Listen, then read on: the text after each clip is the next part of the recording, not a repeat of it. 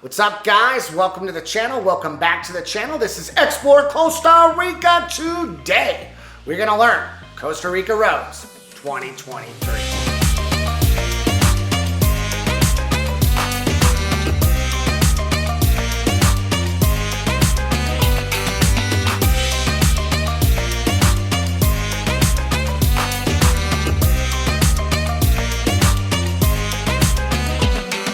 What's up, guys? My name is Jeff. This is my beautiful co-host and fiance, Liliana. If you're new to our channel, please like and subscribe. We drop a video every Tuesday and Thursday with everything you need to know about visiting or living in Costa Rica. We sure do. We host a portfolio of some vacation rentals in and around the country. If you're thinking about traveling or visiting Costa Rica, that website popping up, xplorevita.com. Get in, check us out. Book your next rental. We'd love to accommodate your stay. We'd love to see you in Costa Rica. And with that, it's time to get in and learn Costa Rica roads 2023. So what's up, guys? Today we are going to jump in. We're going to cover everything from basic traffic laws in Costa Rica, the pros and cons of renting rental cars in Costa Rica, road conditions, what you can expect traveling around the country, and the number one question I had moving to Costa Rica, is my driver's license good? My American driver's license good in Costa Rica? So let's start it off with the number one question. Is your license, being somebody that's not from Costa Rica and you're in Costa Rica, is your driver's license valid? The answer is a big fat yes. When you come in, you get your passport stamped, you have 90 days. Your driver's license is good for 90 days upon entry into a country. I want to stress one thing real quick. I'm not a lawyer. If you need legal advice, please reach out, contact a lawyer. This is basic educational purposes.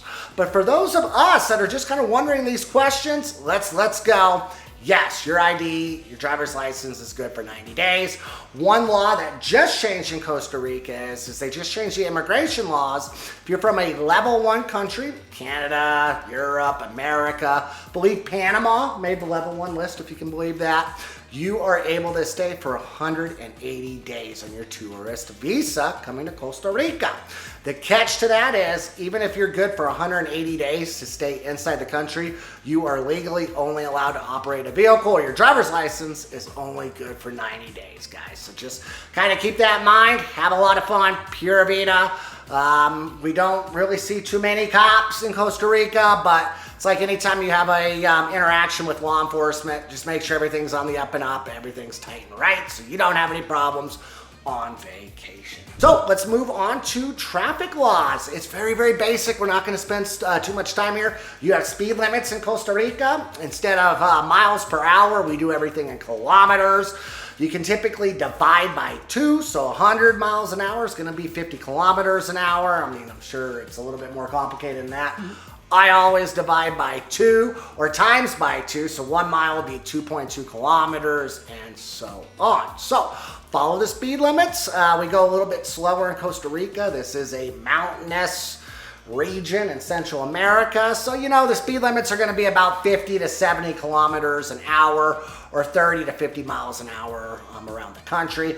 You do, when you get out there, meet Speedy Gonzalez. Just like being anywhere, that people can really get moving in Costa Rica. The big thing I want to stress when you're operating a motor vehicle in Costa Rica, I don't think there's any flight for life. That'd be like the helicopter ambulances we have in other countries.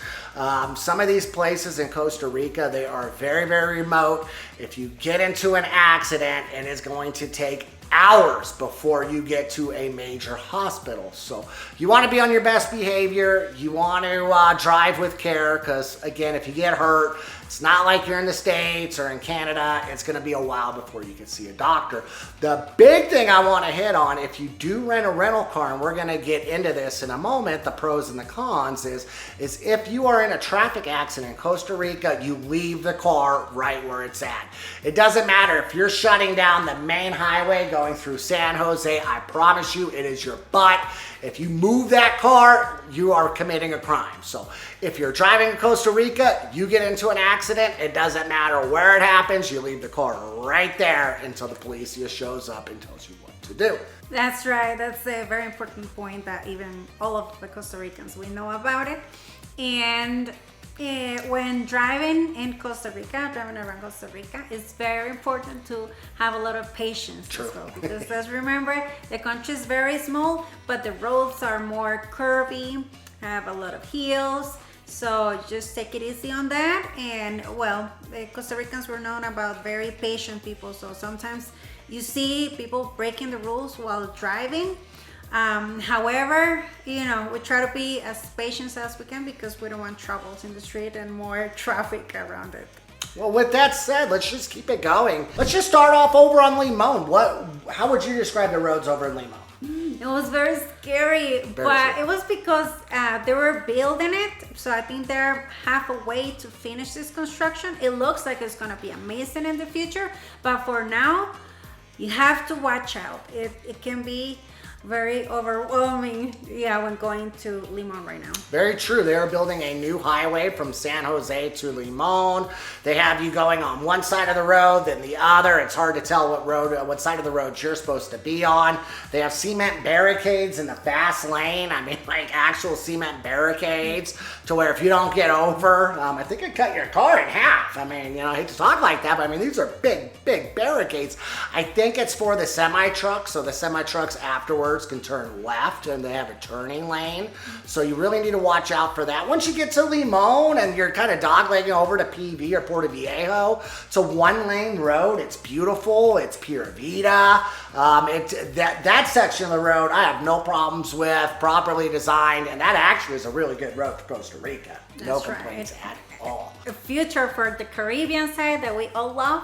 When we go in visit this part of the country, it's gonna be really good. Very true. What about the mountainous region, Cartago, over to Terrialba? What do you think about the roads? Cartago used to be the old capital of Costa Rica. So it's been built years ago when we didn't plan ahead for the future. So the roads are very stretched, very narrow. And very curvy because of the mountains. It can be very challenging trying to get from point A to point B. Very challenging to say the least. This is going to be one of the more white knuckle drives. You really got to trust the person you're with to even get out of Cartago. Just imagine New York traffic in a city that's 100, 200 years old with very narrow streets. It's definitely stressful to say the least. Once you get out of Cartago, you get back up in the mountains, the roads. Obviously, you don't have the congestion. They're still very windy, curvy, narrow roads. It's a very scary drive. Most of the roads are paved, so that's good for Costa Rica. But it is a sketchy drive, to say the least. So if you're going to be going up to Terrialba, I'd recommend an all-wheel drive, maybe a four-wheel drive. Definitely get plenty of sleep the night before because you are in for a beautiful drive, but it is daunting, to say the least. Well, daunting's the wrong word. Maybe nerve-wracking. Let's move it all the way over. Well, actually, it's in San Jose. We're right by San Jose. Tell me about San Jose traffic. It can be a little annoying if you're coming from a different country. We are very used to it, especially if you live in San Jose. It's part of it. There have been new ways, new routes that they recently opened, and that's making it flows really way better than before, but still we have a lot of traffic going on. So a lot of patience. If you can try to drive around San Jose on the hours that are not the rush hours, of course they'll be better for you. True. Imagine New York City traffic, Denver traffic, Los Angeles traffic with very little traffic laws, very little police that are enforcing traffic laws, and a ton of bikes, motorcycles weaving in and out of traffic. I know we were trying to get to my mother-in-law's place. We had 9 kilometers and it took almost 2 hours to get to her house. So yes, you need to be patient in San Jose, be respectful in San Jose, and it's gonna take some time wherever you're going in San Jose. The one thing I wanna caution everybody on in San Jose, and this is really all the roads in Costa Rica, but it's more noticeable in San Jose. When you get on Waze, which is what we use instead of Google Maps, we love Waze in Costa Rica. If you love maps, do you. Different strokes for different folks. But literally, you know, back in the States, we're used to maps always keeping us on like a main road, a main highway. It's not going to work like that when you're in San Jose. It'll have you on a main street, and then you're going to dogleg and just start going up and down residential streets, and it literally will take you from one side of the city to the other on residential streets. I'm not talking side streets. I mean, I'm talking residential house streets. So it takes a good while to get anywhere in San Jose. Let's keep it going. Punta Arenas. What do you think about when you think about the roads in Punta Arenas? So Punta Arenas, no. The roads are paved. The roads are safer. The roads are newer. Yes. So Jaco, Capos, Manuel Antonio, Punta Arenas. The roads are probably some of the nicest roads we have in Costa Rica are going to be found in the Punta Arenas area. You agree? Yes, from the north to the south, I would say is well, definitely it's all paved around the main street, all the way from the north to the south. You get into North Punta Arenas. I'm talking Montezuma, Santa Teresa, which is actually in Guanacaste, and then you work yourself up and go Guanacaste. This is old school, which Punta Arenas is actually more old school Costa Rica than Guanacaste, but with Guanacaste, the roads are more old school. So the highway is going to be much smaller. You can expect to be on dirt roads 80% of the time. In North Guanacaste, this is going to be Tamarindo, Flamingo, Cocoa Beach. That area, it's a much newer part and a lot of big money in the area. If you like the mega hotels, this is a place for you in Costa Rica. But the roads up there are going to be a-okay. You get to South Guanacaste or North Punta Arenas, you can definitely expect a lot of potholes, a lot of dirt roads, and a lot of old highways. Hence, it's going to take a lot longer to get from point A to point B in that region. And let's get over by La Fortuna. What do you think about when you think about the roads in and around La Fortuna or Monteverde? Getting to La Fortuna was pretty easy. Yeah, most of the roads are paved. We didn't have any issues driving around at all. It's very touristy, so I think they've been prepared all these years to welcome the tourists so they can drive around in a pretty easy way. I would agree. So getting over to La Fortuna around San Ramon, you definitely, if you don't like heights, you are not going to like this road. There are several parts. You are going to a volcano. I mean, Arenal, La Fortuna.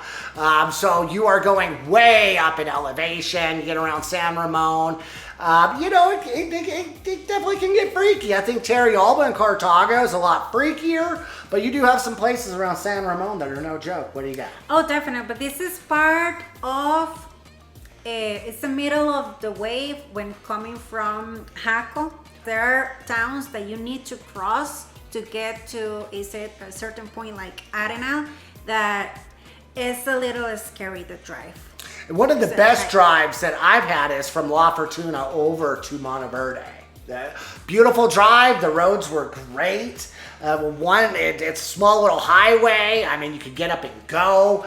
So that section of the road actually was very nice. I had no complaints, but let's keep it moving. Let's jump right in. So we just covered all the places and all the different places in Costa Rica pertaining to the conditions of the roads. Let's go through the pros and cons of a rental car. I've done it both ways. So let's go through the pros. I think some of the big pros is you're more mobile. You can do things on your time. What else do you think are pros with rental cars?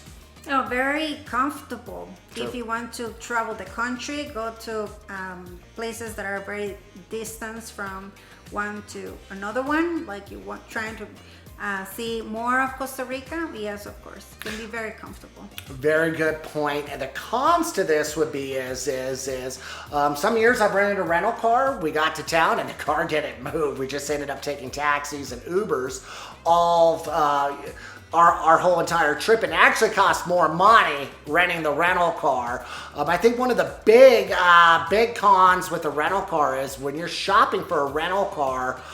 Before you get to Costa Rica, I know every time I'm like, man, look at this price. It's too good to be true. Guys, in life, if something seems too good to be true, it typically is. This is no case. This is no different when it comes to rental cars in Costa Rica. Yes, the daily price on the rental car is extremely fair and cheap. What they're not quoting you is the insurance cost renting that car, which is astronomical to say the least. So a con to me would be the price of the insurance would definitely be a con on the rental car. One of the big things I want to stress, and where I see most people rent a rental car, you know, if you're going to be jumping around Costa Rica, yeah, I think a rental car is probably the way to go. So gas and insurance are going to be a substantial cost with your trip. What I always see and recommend people, and I've done it both ways, so I spent most of a 2-week vacation inside a car because I tried to get to every single town and every single destination in Costa Rica. So if you're looking for adventure, you want to rent the rental car, but you don't want to break the bank, maybe scale things back just a little bit. If you're thinking about hitting, I don't know, 5 destinations, perhaps maybe 3. And I would do a lot of homework to make sure you're staying in the same region before you get over there and you're not kind of going from A to B back to A to C. So that'd be another con for me with rental cars. The big pro for a rental car and why normally we get one, it's actually the return route to the airport. I do not want to sit at the airport for 4.5 hours before my flight. I just think that I have a little bit more flexibility and I can get myself to the airport better than somebody else can. Go figure, it's the same road, same airport. I just think I can do it better. But so that to me would be one big plus. And that's all we got for you guys today. Again, make sure you like and subscribe. We drop a new video every Tuesday and Thursday with everything you need to know about visiting or living or traveling to Costa Rica. Again, that website popping up on bottom, explorevita.com. Get in, check us out, book your next vacation. We'd love to see you in Costa Rica. We'd love to accommodate your stay. Pura Vida, until next time, bye-bye. Pura vida.